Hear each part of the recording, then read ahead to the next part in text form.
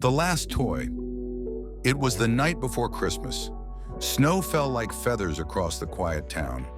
The streets glowed under yellow lamps, and the air felt soft, like the world was holding its breath before morning came.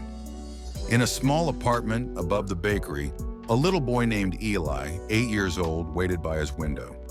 He loved to draw rockets and trains on scraps of paper, while his mother worked late in the kitchen below. Every night, he watched the lights in the shop across the street and dreamed of the little toy train that circled endlessly behind the glass. That night, he pressed his tiny hands against the cold window, eyes wide with hope. He whispered softly, "Maybe this year." But when he reached into his pocket, there were only 2 coins, not enough for even a single wheel. Still, he smiled and kept watching, because dreams cost nothing. Across the street, an old man stopped to rest.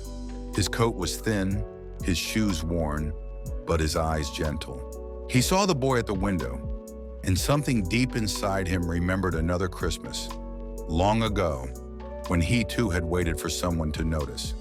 The man walked slowly into the toy shop. The bell over the door chimed once. He spoke a few quiet words to the shopkeeper, placed some wrinkled bills on the counter, and left carrying a small box wrapped in brown paper and string. Later, the boy climbed the stairs to his apartment. The hallway was dim, lit only by one flickering bulb. At his door, resting in a patch of snow, was the same brown box, waiting quietly like a secret. There was no card, no name, only a tag that read, "For the dreamer who never stops hoping." Eli gasped. He opened the box slowly, his small hands trembling. Inside, the little train gleamed red and gold, brighter than he remembered.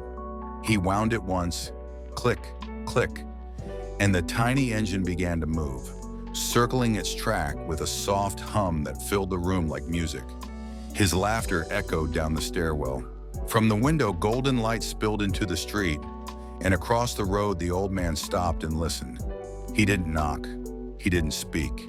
He just smiled, the snow settling gently on his shoulders, and whispered, "Thank you, little dreamer." Sometimes the smallest gift can rebuild a world.